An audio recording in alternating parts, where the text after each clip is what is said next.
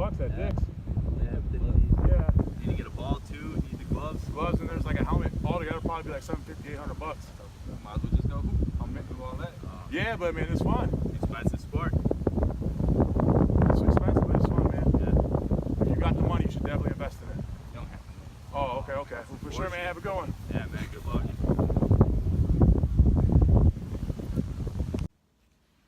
Okay, so obviously that was a really bad dramatization with some horrible acting, but the principle of that video is true.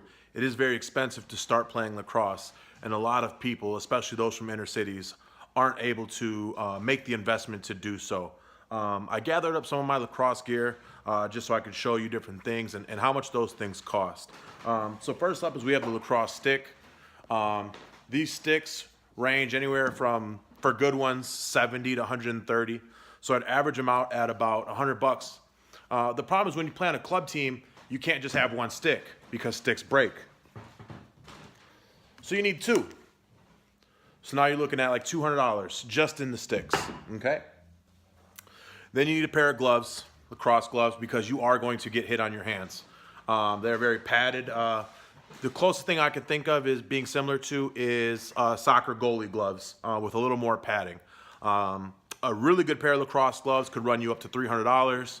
On average, you're looking at $250 for lacrosse gloves. You could probably find a good pair for $200. I wasn't able to find my helmet or my pads. Helmet, you're looking at, again, $200 to $300. Let's round it to $250. And for your pads, you can usually find a package deal somewhere for $100 to $150. So with all that, we're already around $700 to $800, and that's not including these balls. They're rubber balls. They're $3 each. A lot of time you get a pack of 15 for like $40. You go through them really quickly, especially when you're first learning. You will lose so many of them, and you have to keep buying more. And $40 a pop, 15 balls will last you maybe 2 weeks, maybe. Losing one a day isn't uncommon. So it is a very expensive sport. When I did the math all together on it, I came up with, let's see, 375. Yeah, looking at like over $800, and then also, you know, $40 every month or so for more balls. So again, it is a very expensive sport to get into, and because of that, it restricts who's all able to play. Zed's not dead, baby. Zed's not dead. He gets it to Greg Caholen. Gets the angle, 2-1 Cavaliers. The story of the day, though, Duke's sophomore Jack Bruckner. He already had the first goal of the game for the Blue Devils. Gets the rebound there to tie it at 2. Then with a man up, it's Bruckner again. All right, so as we discussed in class, the topics of race and social class are very tied together. So we chose the sport of lacrosse because it's one of the most expensive sports to play, and you don't see a lot of African American people or Hispanics playing the sport because it's very driven by money. It's very expensive to play. So what we did to kind of prove that was we looked at 5 cities that Nike holds its lacrosse camps in, and we looked at the demographic, and then we looked at the average income for that particular town or city. So we got Larkspur, California, which is at 86% white people and 1.5% black people at an average income of $93,000. Okay, then we got Adrian, Michigan, 87% whites, 5% blacks at an income of $60,000. Milton, Massachusetts, 78% white people, 14% black at $113,000. I think you're starting to see a theme here. Norman, Oklahoma, 81% whites to 4% blacks at $60,000. And then Park City, Utah, 95% white people at 0.5% black people at $89,000 is the average income. Now, the reason that you're not seeing a lot of African Americans playing is because they're just not in that area.